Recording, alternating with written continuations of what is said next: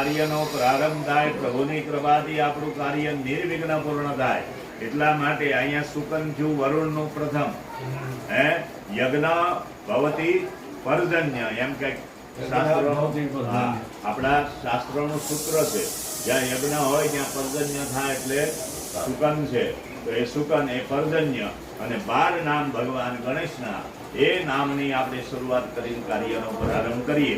નિર્વિઘ્ન આપણું કાર્ય પૂર્ણ થાય. તો ગણપતિ બાપાનું મનમાં સ્મરણ કરજો કે સમગ્ર એકદંતસ્ય કપિલો ગજકર્ણક ધૂમ્રકેતુર્ગણાધ્યક્ષ બાલચંદ્ર